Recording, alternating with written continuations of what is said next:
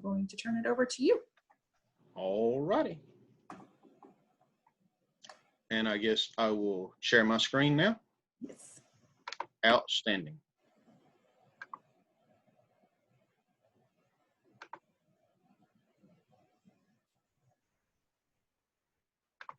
There we go. Fantastic. All right. First off, I'd like to welcome everybody for joining us this morning. A little bit about myself. I'm Tony Martin from Elmore, Alabama. It's right in the middle of the state. I've been around trucks pretty much all my life. Before that, my dad was around trucks all his life, and I pretty much learned everything from him. Learned to be inquisitive about anything that was going on, want to know as much as you possibly can about it. And another thing I learned from him, very important, I feel, is he wanted to share his knowledge with anyone that was willing to listen. He always said if you knew something, it didn't do you any good unless you shared it with somebody. So that's what I try to do. He bought a new K100 in 1973 and became a Kenworth person at that point. And he wanted to learn all about them he could. And he transferred that on to me. And I've always enjoyed Kenworth trucks and collecting memorabilia and books and what have you about them. And that got us to where we are now. And there was a lot of misinformation out there on the internet about the W900 Kenworth. And I said, you know, somebody really needs to do something about this. So at the prodding of a few friends, I sat down and started compiling stuff that I knew and things that I needed to learn. And this is the product of that. This is what I came up with. So we're going to talk about the evolution of the W900 Kenworth. Initially, Kenworth had the 500 series. That wasn't their first truck, obviously, but after the war, that was their bread and butter truck, was the 500 series. It used a straight frame, so the radiator cooling capacity was somewhat limited. And in 1956, the model 900 was introduced. 900 indicated that it had a drop front frame. And if you notice here from the pictures, there's a 500 on the left side that's got the straight frame. You notice how low the bumper sits, and the tow hook is up above the bumper, up on the side of the grill. Then on the right, there's a 900, and it's got the bumper sitting down with the tow hooks recessed in the bumper, or the socket rather, for the tow hook. And this truck happens to have fiberglass fenders on it. With the 900, they started really pushing the use of fiberglass. So this is roughly a 58 or after 59 model 900 with the drop front frame. Here you can see what I'm talking about on the drop front. The 500 series sort of tapers or runs straight the entire length, and the 900 goes up straight and then makes an abrupt drop down section. Depending on the type frame that you ordered, it would either be molded into the frame or it would be a steel section bolted to it to drop down. But that's the difference in the two. 1960, they came up with the idea of making the entire hood, fender, grill assembly into one unit made of fiberglass. So it was called unit glass. And those would tilt out of the way so you could easily service the engine. Prior to that, you had the butterfly style hood that raised up from the sides, and that left a little bit to be desired, especially if you were a rather robust individual like me and you have to climb over the fender to get to anything and stand on your head.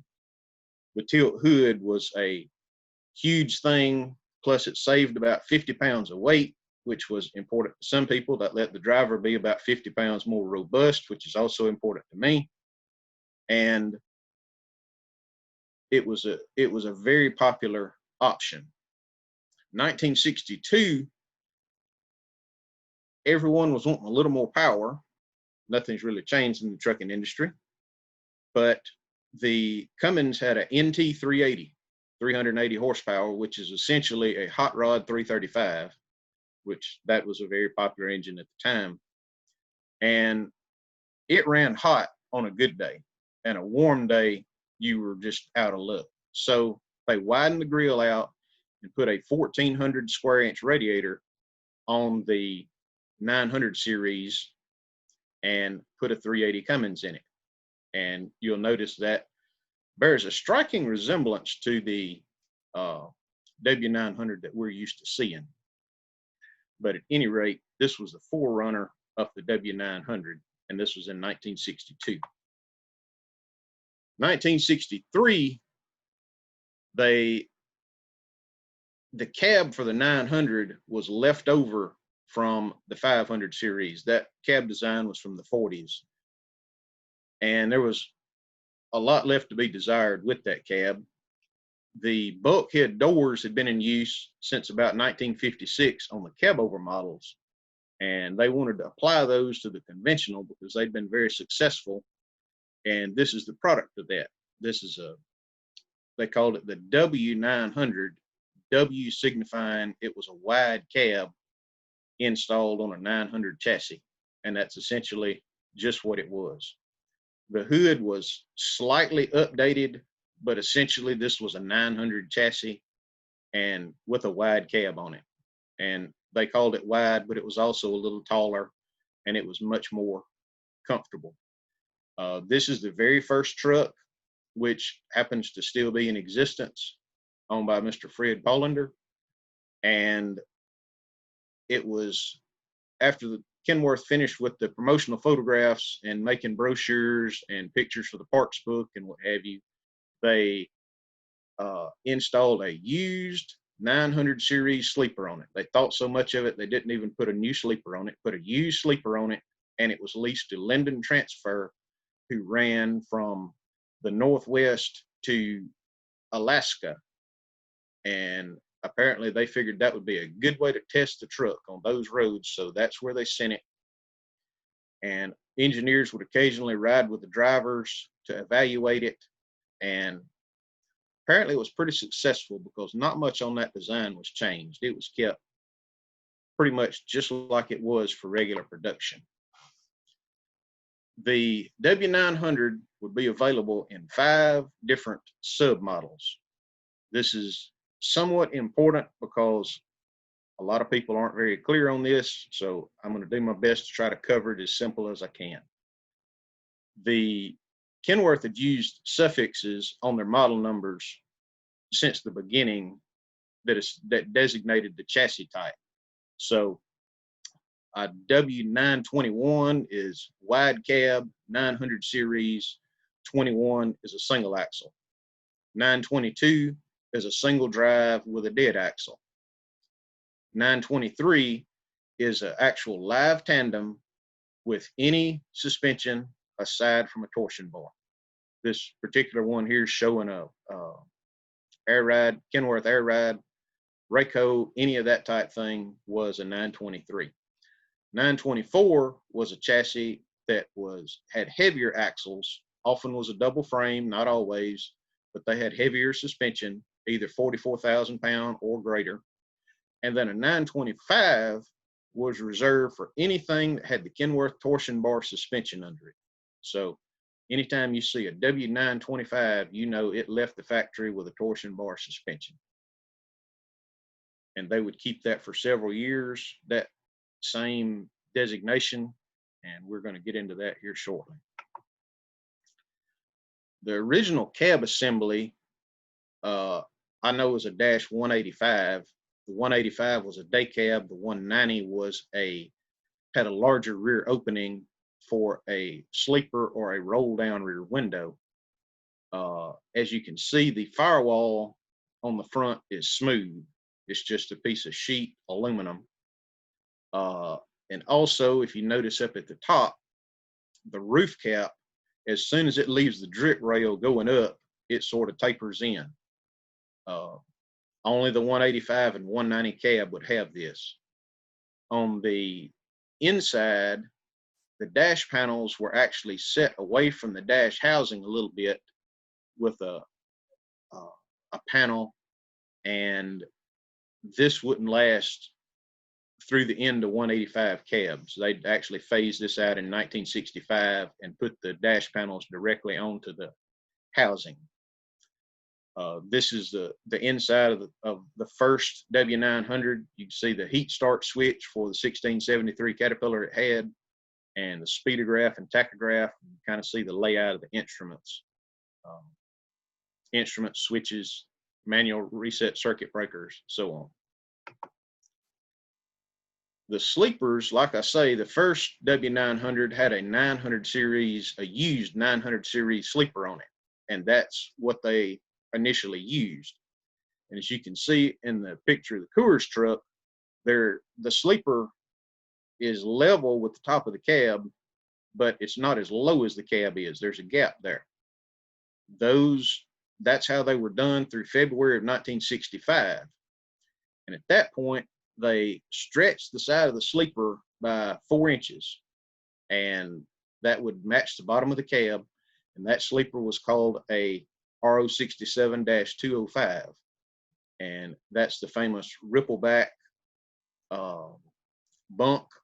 The ripples were for support, and it could be had with either a single door that reached from the roof cap all the way to the bottom, or you could get it split with a toolbox and the bunk doors being separate.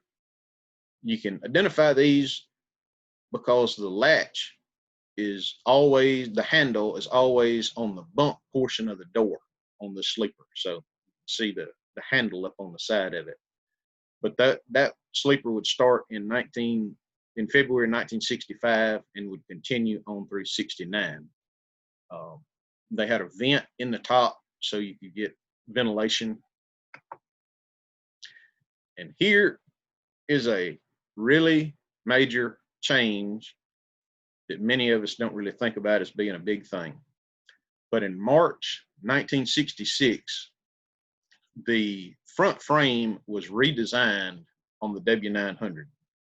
The hood hinge was redone, and the bracket up at the front where the spring attaches and the tow hook attaches and the drop section of the frame and the radiator mount, pretty much everything on the front of the truck is related to this mount.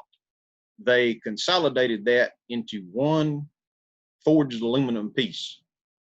And in doing that, it allowed for a little bit different radiator mounting, allowed the outlet of the radiator to go out the bottom as opposed to coming out the back.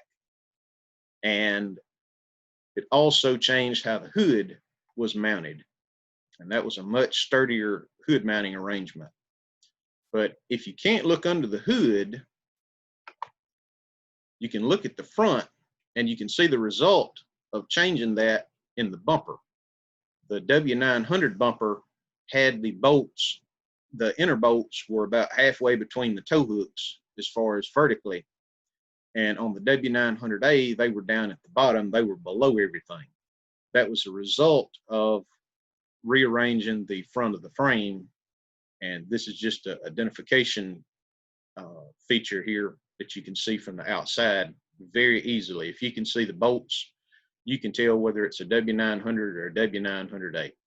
But that was in 1966. And I want to note while I'm talking about that is for a number of years, Kenworth produced no model years. And the dates that I'm giving here are actual build dates. So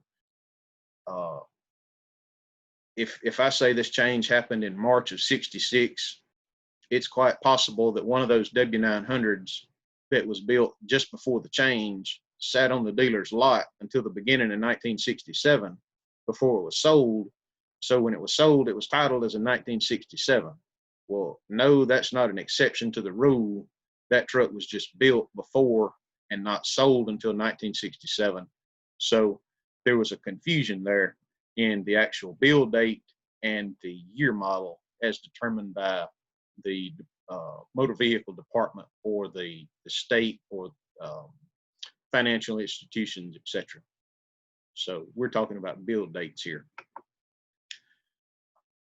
Initially, the W900A retained the 185, 190 cab, but in September 1966, they got a new cab. This cab I know as a 220. It was a 221 steel version, but the 220 was day cab or roll down back window for a sleeper or just a regular sleeper opening. With the hood up, if you're looking at it from the front, you can see there is a recess in the firewall that is riveted in. That was standard equipment for any engine you got. It was put there to make an 855 Cummins, which had become the pretty much standard engine that they were selling so many of. It was put there so that engine would fit easier, give a little bit of clearance on the back to get the back head and valve cover and what have you off. If you're looking at it at the top on the roof cap, the fiberglass roof cap was squared up on the sides. And in doing that, whenever you install a spotlight on one, the spotlight came straight out instead of pointing up at an angle. You look at a spotlight on a 185 cab, you'll notice it angles up as it comes out. But on the 220 and the later cabs, it comes square out the side.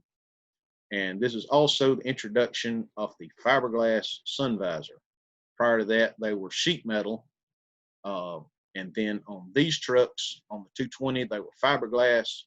And when the mirror mount was mounted to the cab as opposed to the door, they would have to notch it out to allow for the mount to go in, for the mirror arm to go in. So you'll notice some of these sun visors are notched, some of them aren't.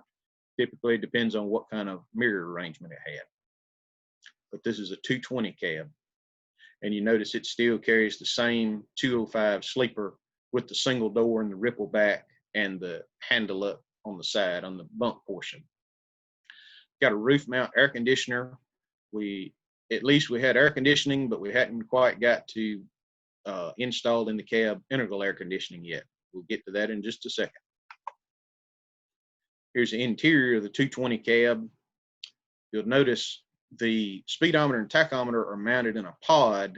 That plastic pod actually came about in about 1965 on the other cab, and that idea carried on through. And in late 1969, they went to flat panels, and you can notice they've already gone to wood grain in 67 here.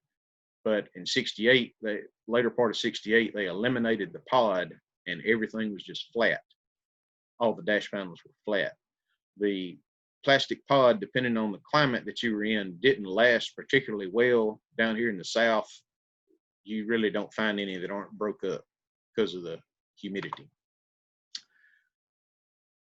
In February 1968, the hoods changed. Prior to that point, the hoods had all been the same, just like the original one. They changed the way the hood mount attached in 1966 when they went to the W900A, but outwardly the hood was exactly the same. It had this chrome strip down the top, which actually served as a support, and the right fender would be notched to allow it to raise by the air cleaner. That's a 16-inch oil bath air cleaner on it, and on this particular truck, and the fender would be notched so you could raise it past the air cleaner. If you had duals, they'd be smaller, so you didn't need the notch on the left side. That was always just on the right fender. Then in 1968, February 1968, they went to K146-630 narrow and 623 wide hood that had this V in the top for the support, and the indention for the air cleaner in the fender was removed because the 16-inch oil bath air cleaner was no longer in use really, so they just left that out. Looked a little smoother that way. This hood would carry on through the end of production in 1982. And then here In April 1969, this is essentially the final version, not really, but it's close to the final version of the W900 cab. The important thing was the roof had a mount that was raised for the horn to sit on. You know, no longer needed a tall stanchion for the front of the horn to be supported by. The mirror mounts were moved on the cab so they would clear the sun visor and provided a little sturdier mounting. And the windshield mask came a little further down the side to eliminate a seam. And the recess that originally had been riveted into the firewall, now it was molded into the firewall or stamped into the firewall as one piece. So that eliminated another seam. They were essentially doing what they could to seal up the cab, because as good as the cab was, leaks through the seams were one of the issues that they had customers complaining about. So they were trying to do as much as they could to remedy that. If you'll notice on the dash for this cab, it's got vents, defroster vents on the top that are positional. And prior to this, they had a little sheet metal vent that was pointed right at the windshield. And that was because if you had an air conditioner, it was mounted to the roof and it just blew down from the roof. Well, starting with this cab in 1969, they had an integral air conditioner that was under the dash, as many of us are familiar with. And in order for it to have an outlet, they let the vents be positional. So when you needed a defroster, you pointed it at the windshield. And when you wanted to be cool in the air conditioning, you pointed it back at you or your passenger or wherever you wanted to go. And that was called the combo system. And that was started with this cab. To match this cab, they came up with a new sleeper as well. The old 205 sleeper with the ripple back is shown here on the left. And as you can tell, the doors are right together. This one happens to have split doors. They're right together. If you look in the parts book, it actually tells you if you need a split door, you take a solid door and saw it at the proper point. It was sort of crude, but it got done what they needed to do. But the new sleeper would only be available with split doors. This was we know it as a dash 243. That's the 36-inch version. And it had two separate doors and two separate compartments for the door to fit in, two separate door jambs, if you will. And there's a brace that actually separates the two doors. So if you're looking at one from the side and you see the brace, you know it's the later sleeper.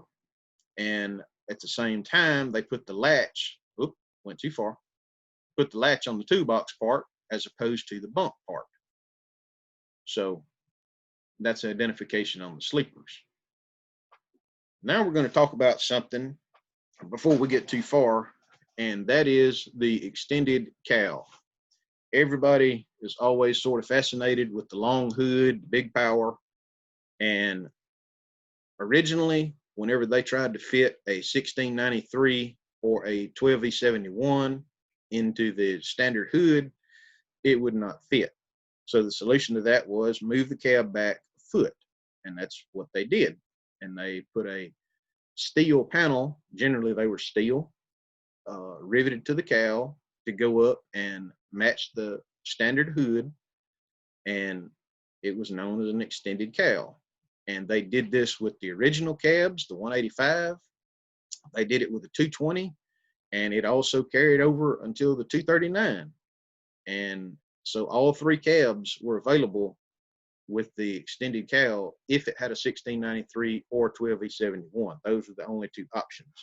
You couldn't get the long cowl with anything else. It was part of the engine option as opposed to the hood option by itself.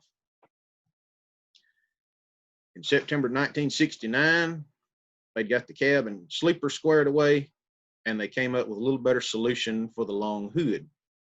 They did away with the cowl piece and just extended the hood 12 inches. So it was all done with the hood. It was a little easier to get to the back of the engine. You didn't have to work under that cowl. And Kenworth never called these extended hoods. That was something truck salesmen added in later years. Uh, they either referred to it as a long hood or as a truck with the cab moved back 12 inches. Those were the uh, two names that they gave it. So it was required for the Detroit 12V71, Alice Chalmers 25,000 series, Caterpillar 1693 up through January 71, the Caterpillar 3408, and the Cummins KTA series. Not KT, but KTA. That'd be the 525 and 600. It was optional with the 1693 after January of 71 with the 3406 Caterpillar and with the Cummins KT450, meaning if you selected that engine, you also had the option of getting it in a long hood or a standard hood. And then in 1978, they said, this is too complicated. Too many people are wanting long hoods, and it's a little too hard for us to figure out what they want or that we can't provide for them. So they just let it be its own option. And for a small fee, you could get a long hood with a 671 Detroit if you wanted it. They didn't care. They would build it. As you can see here in the bottom picture, not all long hoods were fancy owner-operator rigs. This particular one is a Safeway truck. The story is the Safeway mechanics said the next truck y'all order, we want long hoods so they'll be easier to work on. And lo and behold, that's what they ordered. They had single headlights, pretty well stripped down fleet trucks, but they were long hoods. If you didn't get a long hood, here was what you got. On the left side, you'll see this is a 1693 firewall, and it's installed in a standard hood starting in 1971. And this was the recess that they riveted to the firewall, and then it had a access panel in the back where you could access your cam drives. That may not seem like a really big thing, but in 1971, the length laws on especially the eastern portion of the country were very strict, and that extra foot of long hood was a big thing. So being able to fit a 1693 in a standard hood was very, very important. And after 1971, orders for 1693 engines went up dramatically, like double. And by 72 and 73, you saw as many 1693s being ordered as you did 350 Cummins. They carried the same idea on through to the 3406. And you can notice the 3406 recess is much wider. It doesn't need the cam access panel at the back. And it also has this support coming across the top. By coming over, that sort of had to shift back the brake valve and the accelerator pedal. So on the interior, those trucks are a little bit different as well. And the other is a KT450, which also had a recess very similar to this 3406. And I was supposed to have a picture on one of those, but unfortunately, it has not materialized yet. So there's a blank right there. You can imagine what it looked like. And here's something that is a little odd. I just need to throw it in there and let you know it is out there. They were built. This is the W900. Initially, whenever they put a 1693 engine in this truck, they put it on a K100 frame in 1964, the end of 63, first of 64. I had this brochure on the left for probably 20 years, and I always thought this is the strangest thing with a steering box sitting up at the front and on top of the frame. And one day I happened to have this out, and I had something out that showed a K100 frame, and that was exactly how the K100 was made. And then I started noticing that they referenced the W900 a lot in 63, 64, and early 65 in wiring diagrams, cab assemblies, and such. So I thought maybe this was a one-off, but as it turns out, it's not. There were actually quite a few of them. And here on the right, McCoy Equipment Company had a narrow grill W900. And as you can tell right here from the front, that is a K100 bumper, but that's a W900 truck. They had this little filler panel right under the cab where they raised the cab up about 2 inches. And then, of course, the steering box, if the hood's up, you can tell by that. But they also had a different panel under the cab in front of the battery box where the standard extended cowl would drop straight down there. They had something that looked like the battery box cover. It was sort of a molding that set out. And then, of course, on the front, it had the K100 bumper. But this is the early K100 frame that is tapered, and it's called the W900. Here's a couple more pictures of them. The one on the right actually is in the early 1693 sales brochure. And as you can tell, it's got the K100 tow hitch right there on the front, and it's got the spacers under the cab. So it's obviously a W900. And here on the left, this is a Nello Tier truck from 1963, early 64. And it's the same way. I've got a really good version of that picture, and you can zoom in on it, and it's clearly a K100 bumper, and it's got the spacers under the cab as well. So at least a half a dozen or so. There's no telling how many actually they built, but I'm still working on that. Still working on researching it. Here's some other variations on the W900. The S2 was a really short bumper to back of the cab truck that was intended for regional service, delivery trucks, somewhere that you needed to pull as long a trailer as you possibly could and still be within the length law, and you didn't want to run a cab over. These had either a V6 or a V8 engine. This particular one here has a V903 Cummins in it. They weren't particularly popular, but there were quite a few made, and toward the end of 72, first of 73, they just discontinued them completely.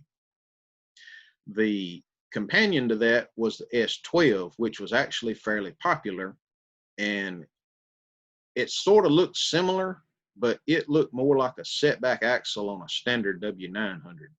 From the bumper to the back of the cab was actually the same as a W900. It just, the axle was moved back. And these use pretty much any of the engines that you could get in a standard W900. You could also get it in an S12. And these were available at least through the late 79, 80, 81, at least through that era. So I would assume they probably went all the way through the end of production. And then another variation was the LW900. And that was a Canadian built truck for, the L was logging, but it found its way into a lot of other uses. They were butterfly hoods with fiberglass fenders, so the molding looked very similar to a standard W900. But importantly, it's a 900 series, so we know it has the drop front chassis. Anything with a 900, that designates the chassis, and then the cab is what the letter signifies. So logger, W cab, 900 frame. In January 1972, they changed the door latches, both on the outside and the actual actuating parts and the latch on the inside where it attached to the door frame. And it was a much more secure latch, and it was a little more user-friendly. It was moved to the bottom of the door, and it was a pedal style, a little smoother look. And at the same time, they narrowed in the vent window and made the actual roll down portion of the window wider to be a little more user friendly, a little more comfortable for the driver. And when they did this, they designated that cab a 276. And that was the last time they would change the cab, essentially through the end of production. And at the same time they did this, they eliminated the option for door mounted mirrors. At that time, pretty much everybody was getting cab mounted mirrors. They stayed stationary on the cab because you weren't shutting the door with the window hanging, the mirror hanging on it. And They just didn't bother tooling the new door to accept a mirror. So that option was out the window at that point. 1973 was the 50th anniversary of Kenworth Motor Truck Company. And to signify that, they did a gold-plated emblem for the grill and the side of the hood as well. But they didn't just gold plate what they had, they completely redesigned it. As you can see on the far left is the emblem that they used from 63 through 68. It had to be used in conjunction with two handles to tilt the hood, and the K and the W were a little fatter and didn't have wasn't the stylized print quite as much as the 68 to 72 version. In 68 to 72 was a little fancier, and then they had added the handhold to tilt with. 73 was gold plated, only had 3 bars, and they changed the font. And then from 74 on up, they just left the gold plating off, and it was polished aluminum. Those are the various emblems they used through the years. And up in the left-hand corner, that's the actual logo they had to signify the 50th anniversary. That was on everything they printed during 1973. Also in 73, they changed the fuel tanks from 69 to 72. They had a protruding style neck that was a good idea. It kept the snow and the water and debris out, but the Federal Motor Carrier Safety Administration did not like it because it was easy to be bumped in an accident and broke off or damaged so that it leaked fuel. So 1973, they went to a recessed style cap, and the cap went in and twisted so the tangs could lock in, and then you'd tighten it up, and it was a smooth seal. And at the same time, they also completely redesigned the dash with the trucks that were built after January 1st, 1973. This was done because of RCCC standards. That is a community college in North Carolina that did a study on how truck dashes should be laid out so they would be similar from one manufacturer to the next. In the event a driver wanted to switch trucks, he'd pretty much know where the controls were at. And they were hoping everybody would follow this, which of course they didn't, but Kenworth jumped on board and they followed the standards. And this is where they said they should locate everything. Did you notice they moved the switches down to the bottom of that panel, moved the gauges up to the top? The key switch used to be on the gauge panel to your right. They took it from there and moved it over to the left side of the steering wheel in the lower portion of the dash. The wiper controls were up on top of the dash, and they took those and moved them down to the bottom of the dash. The power divider used to be down there where the wiper controls are. They moved it up to the top, and they also grouped the air valves together in 1973. This dash layout would be kept through the end of production, but it was quite a big change. If you open the door, you can certainly tell if a truck's built prior to 1973. The Splendor interior was the nicer interior of the day. You could buy the Splendor package, which came with door pads, padding around the back of the cab, and oftentimes inserts in the headliner. Or you could just buy door pads or the padding around the back or whatever you wanted, one piece at a time. But this is actually called the Splendor package. And through 1974, it was available in 4 colors. Red, which was essentially this bright red, brown, black, and a light green. And each one of those was also available with a autumn smoke accent, which was kind of an off-white or tan that sort of matched the steering wheel and the headliner, if you want to call that matching. And those were stripes that they put in the seats as access panel. In mid-1974, we'll talk about what all they changed in just a second, but one of the things they did was they added 8 new colors to the Splendor package. They did away with the original ones. Black was retained, and they came up with a bunch more colors, and you could no longer get the autumn smoke accents. That was taken away. So you got 8 specific colors instead of 4 colors, with the option of getting a little tan mixed with it. And on the right side here, you see the different colors that were available. Also in 1974, they changed the style gauge that you had. Prior to 1974 was the Stuart Warner heavy duty style as shown on the left. And then 1974 and up, you had the Stuart Warner Bi-Torque, as they were called. They're on the right. They had more accurate graduations, and they were supposed to be a more accurate gauge, had a wider reading range for temperature and what have you. And they also had a deeper bezel. So if you see a truck with the deeper bezel gauges, you know it's 1974 or later. In the middle of 1974, they made some big changes in how the trucks were actually marketed.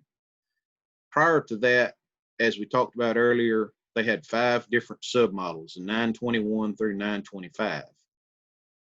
July 1974, that had got so complicated with the various axle options and suspension options that were available, they discontinued all that, and they called everything a W900 series. Prior to that, there were 5 different option sheets, 5 different list prices, and all that was consolidated into one. We also talked about earlier that the year model was determined by the date of the actual sale of the truck, because Kenworth produced no year models. Well, under pressure from the federal government, local licensing agencies, banks, financial institutions, they said, okay, anything built after September 1st will be the next model year. So trucks that were built after September 1st, 1974 were considered 1975 models. That convention would be carried on out through the end of production. But prior to that, the year model was determined by when it was sold. At the same time, they had standard was single headlights. Everybody ordered dual headlights. It was a $10 option. And at that point, they made the duals standard and the single was option. Prior to 74, the narrow grill with a 1200 square inch radiator was standard. You could order a wide grill with a 1200 radiator, or you could order a wide grill with a 1400 radiator.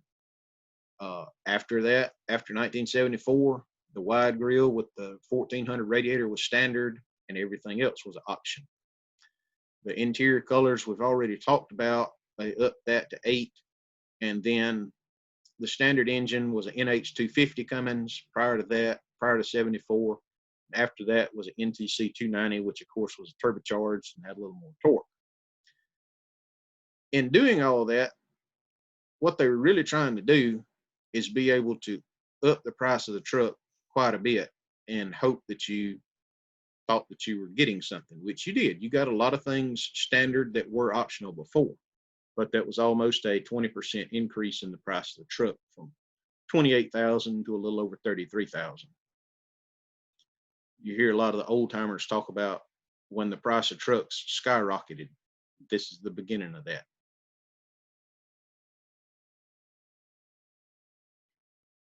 Another important thing for 1974 was the introduction of the VIT, very important truck for the conventionals.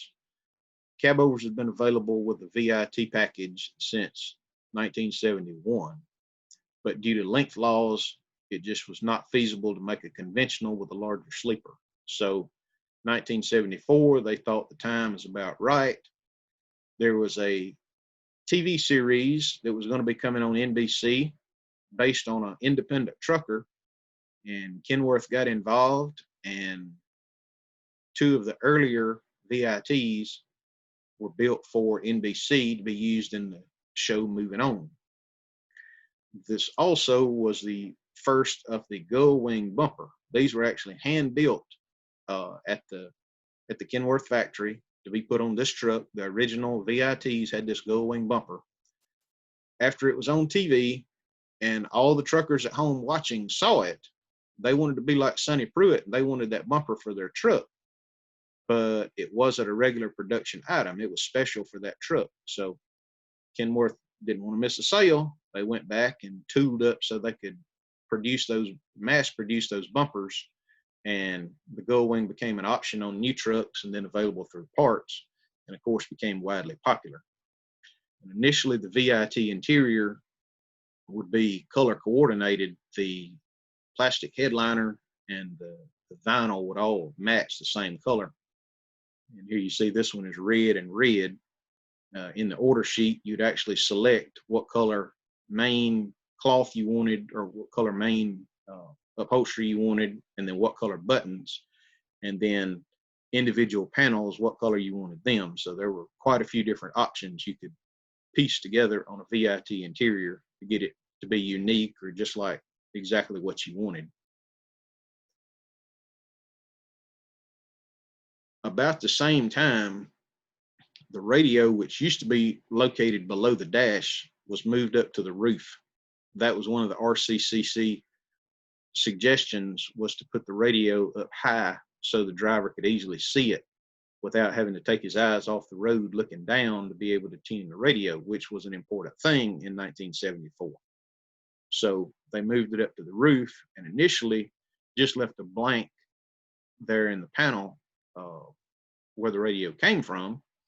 And then in January 1976, they redid the lower panel, changed the air conditioning controls, and moved the ashtray over, and it no longer had that void there for the radio, but this panel was all plastic and of course had some additional vents for the air conditioner to blow there in the floor.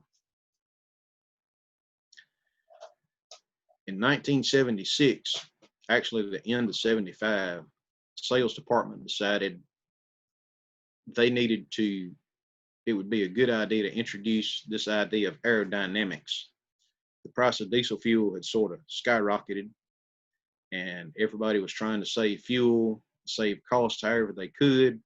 And in doing that, people really weren't buying trucks that much. So Kenworth introduced this VIT 200 to celebrate the nation's 200th anniversary. And they put this big Aerodyne sleeper on it, which was something brand new for the time. And it was supposed to block the wind over the trailer, be more aerodynamic and save fuel. And at the same time, it allowed room for two drivers to comfortably sleep. You could stand up in it to change your clothes. It was a very, very comfortable setup. And the purchase price was that for the VIT 200 package was $1,776 over a standard VIT. There was a very limited list of options, and they built 42 of them. Built quite a few more K100s, but as I've stated before, the length laws were pretty strict in the East, and not everybody wanted a truck that was this long. So they weren't particularly popular, but they were certainly revolutionary. From 1976 through August of 79, there was no Aerodyne sleeper. They, like I say, they only sold 42. So they said, well, we don't really need them. People kept asking for them. So in August 79, they started building the Aerodyne version of the VIT. As you can see, it's got a TV shelf. It's got a refrigerator. The original VIT 200 had a chemical toilet right there. Apparently, they decided a refrigerator would be more handy to have than a toilet in your sleeper. So they went with the refrigerator. And then, of course, the top bunks folded up here so you can stand up, have a little more room if you're just a single driver, owner, operator, what have you. They also had an option of a 110 inverter, so you could have 110 power inside your sleeper.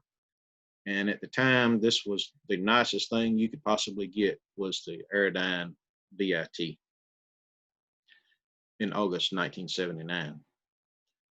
This is also about the time they did away with the recessed fuel caps and went to a screw-on type, the type pretty much they use today. because the recessed type caused problems being packed with snow and debris and contaminating the fuel. Another special addition that they came up with to help sell trucks in 1980 was the Gold Nugget. That was a variation of the Splendor interior. So, of course, they had 36-inch sleepers. The paint, you got these three colors, and either this design or the gold stripe could be pointed down. There's been some discussion on what differentiated that, but essentially it was however you ordered it. They had somewhat limited engine options, and then as you see, the interior had this sort of Western themed multicolor brown stripe, and then the VIT 200 had a plate on the glove box identifying what it was. They carried that over to the Gold Nugget, and they also added an engraved number, so it was actually a number, where the VIT 200, they didn't number them. There was really no way to know. This way, there was a number that made them a little more special. And all good things must come to an end. So towards the end of 1981, the Kansas City plant, which had originally been the K100 plant, had started building W900s. And by the winter break, which was around the first of the year of 1981 into 82, all the production for W900s was moved to Kansas City so they could tool up at Seattle to build the W900B. As you can see right here, spring of 1982, this picture's from Mr. David Marler, who was the manager at the Kansas City plant. This is a open house here in the spring of 82, and you can see the variety of conventionals they've got sitting out there. And there's actually a long hood with a Verishield on top. That's quite a odd combination. I'd really be curious to know what that truck is, but at any rate, then here on the left is one of the very last ones that they would build as a complete truck. And the latest truck that we have found is April 1982, and that happens to be owned by my good friend Hunter Davis here in Eclectic, Alabama. If you have a late 82 truck, I'd certainly like to hear about it, because, like I say, his is the latest one that we've found. There was an overlap. The W900Bs started rolling out March 15th in regular production, 1982.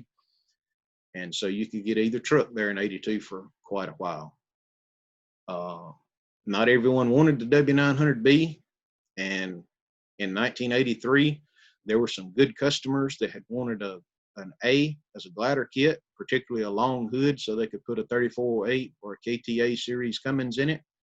So they went back, and Kansas City assembled at least 15 glider kits, and there are quite a few of those that still exist today, but they're titled as 83 and 84 models, even though they were all built in 1983 there at the Kansas City plant.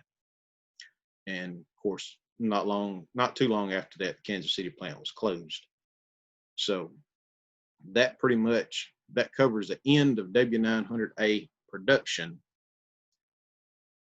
And then I'd like to talk about these two trucks right here for just a second. They're pretty much responsible for what got me interested in the W900A. Yes, that is me in both pictures. Wonder what happened. The 73, the blue one, when my dad decided to go back to trucking, dump trucking in about 1984, everybody else had a Ford 9000 or a DM Mac or something of that nature, and he wanted a W900 Kenworth. We couldn't find one that was a heavy-duty truck set up for a dump truck at the time, so he found this truck, which was a 180-inch wheelbase tractor, and he and I pulled it in the shop and doubled the frame, extended it out, changed the suspension, added the lift axle, moved the fuel tanks, repainted it, and took it and had a dump bed put on it. And that was the first truck he and I really worked on together. And I learned an awful lot, and that pretty much got me hooked right there. After getting this truck going, a few years down the road, I decided, or he and I decided, because most of our decisions were made that way, he and I decided that I probably needed a truck of my own for just the experience of putting it together. So we started rounding up parts, and from the parts we rounded up, after school, on the weekends, whenever was convenient or I could steal a few minutes, we built the truck on the right from scratch. We drilled the frame rails separately on the drill press in the floor of the shop and assembled it from there. Every bolt, screw, wire, airline, I touched it one way or another. And I really learned a lot about W900s and trucks in general from this project right here. And both of these trucks still exist. They're still here on the place. The truck on the right was converted into a tractor, and a drunk driver hit it head on, totaled it out, but it's still here on the place, and it's on the list to be redone. So that's my program. Hope you enjoyed it. If anyone has any questions, Leanne, it's all you. Thanks, Tony. That was awesome. Oh my goodness. That's a lot of research you've done. Great. Let's see. Mr. Krause has raised his hand. Go ahead, Ken, and unmute yourself. You can talk. Tony, how are you today? Outstanding, sir. How about you? Real good.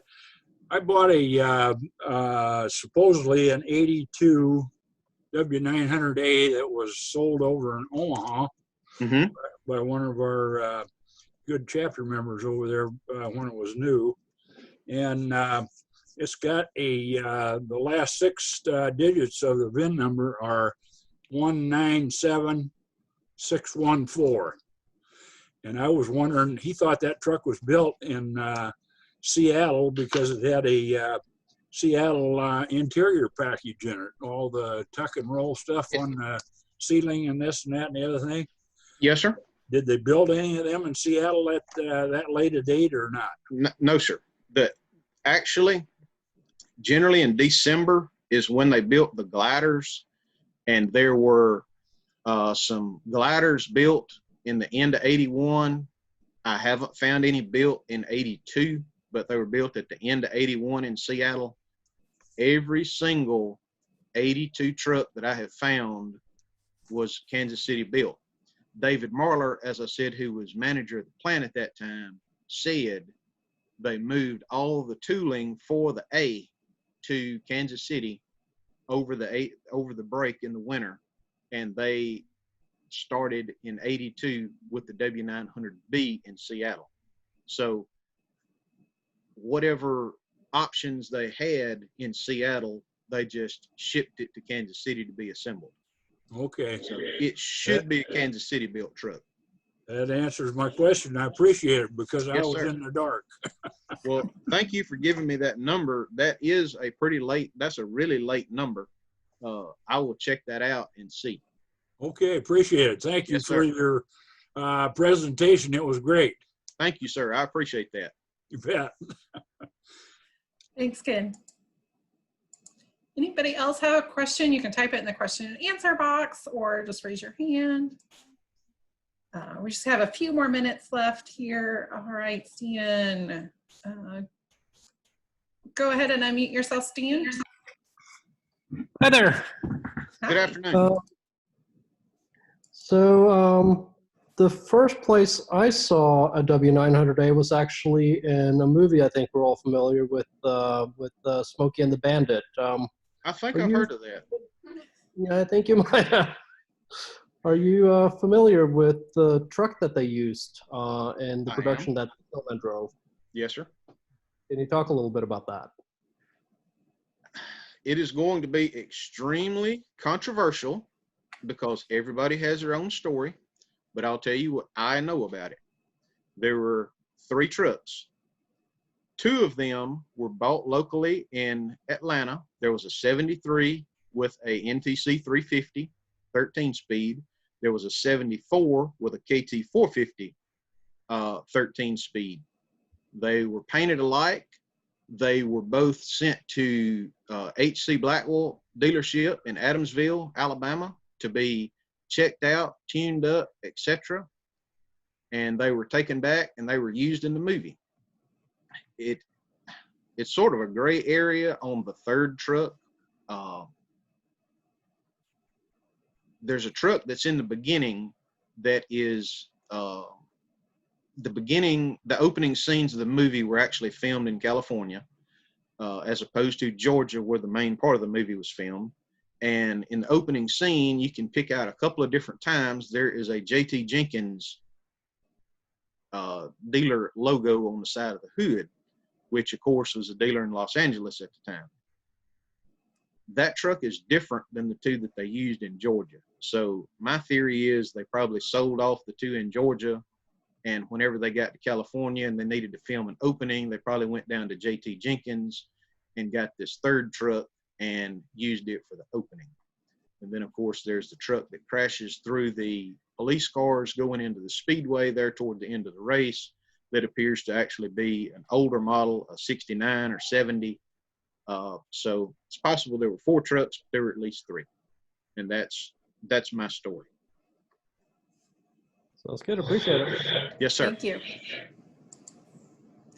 All right. Marty would like to know, when did they change the rocker switches to toggle switches? That was the end of 1981. They also changed the air conditioner panel at that point. And at the same time, they were slowly trying to test out the electrical system that would eventually be used on the W900B. And that was that the switches applied a ground to a relay, and the relay supplied the power to the circuit, as opposed to positive power, full voltage flowing through every switch.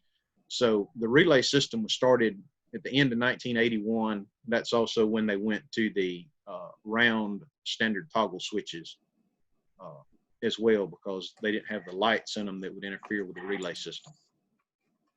Awesome.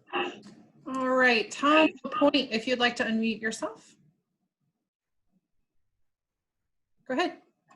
I was wondering about that W900. Yes, sir. Is there a reason why they built that on the cab over chassis? Or? It is pure speculation, but my speculation is they already had put the 1693 in the cab over chassis and the K100 chassis, and the front motor mount on those is a little different. They don't really mount like anything else. And I believe they had the front motor mount for the cab over chassis, and with the drop style frame, it didn't fit particularly well in the conventional frame. So they put it on what they already had, which was the cab over chassis. And the engine probably worked a little better in that.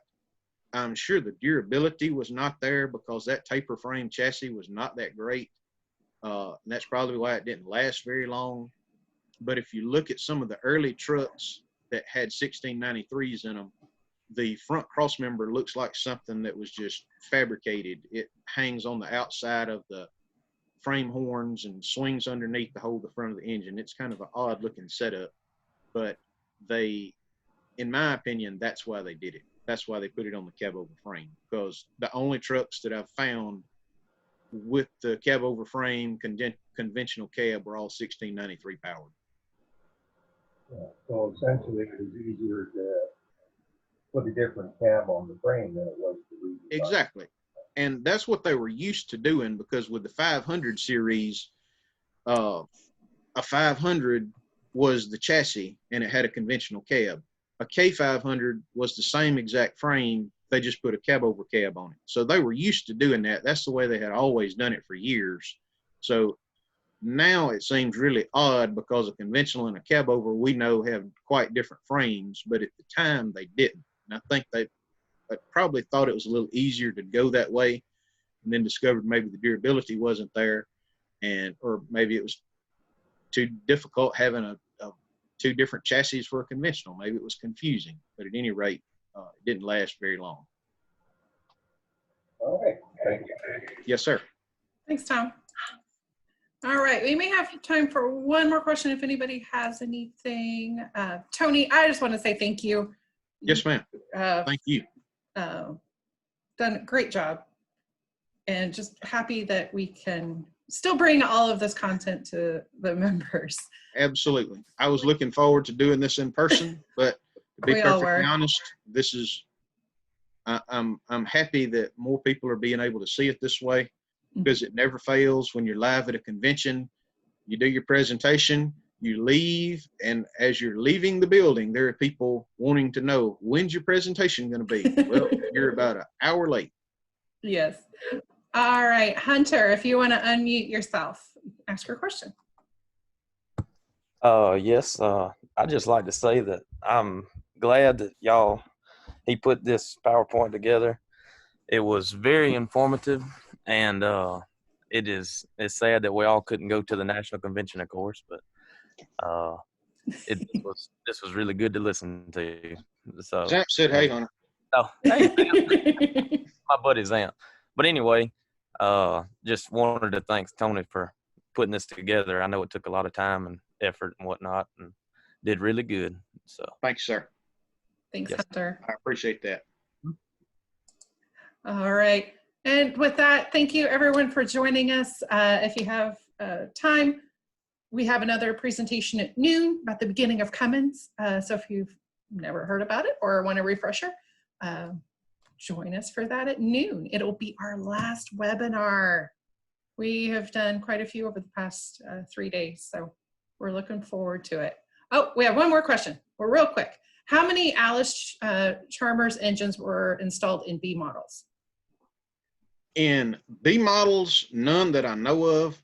A models, they started in around 1971 and they ran through 74, maybe into 75. There were quite a few that were actually built. There's no way to know without sitting down and going through each chassis record and determining, but they're fairly uncommon. The problem is they didn't hold up well. So today they're extremely rare because you never see one because they didn't hold up. You occasionally find trucks that had the engines, but now they've got Cummins or Caterpillar or something else installed in their place. But I would say probably 1% of production, maybe.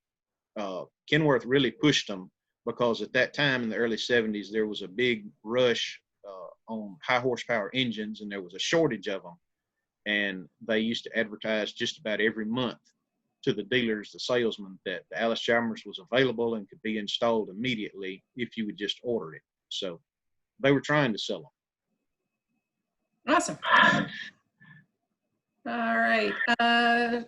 Delmar and Sarah, really quick, if you want to unmute yourself. Turbine. All right, go ahead, Delmar. When did they give up on the turbine engines, Tony? And the presentations was excellent. Thank you, sir. I enjoyed y'all's as well, very much. They initially did it in the mid 50s and sort of decided it wasn't really feasible. In the early 70s, with the fuel shortage and the expensive fuel prices, they brought the idea back. And in 74, they had at least half a dozen K100s set up with the turbine engines. Don't know of a single conventional with a turbine engine. They did it in cabovers then. In the 50s, they had done it with conventional tractors with the 500 series, 900 series. But I don't know of a single conventional in later times, but that was 1974 in the middle of the fuel crisis whenever they tried it again. So they actually did it twice. Okay, thank you. Yes, sir. Awesome. All right. I'm so sorry. That is all of the time we have. If you would like to email Tony, he would be more than happy to Absolutely. answer your questions, or you can email them to us and we'll get them to him as well. Thank you, thank you, thank you, and we will see you guys later. So long. Bye.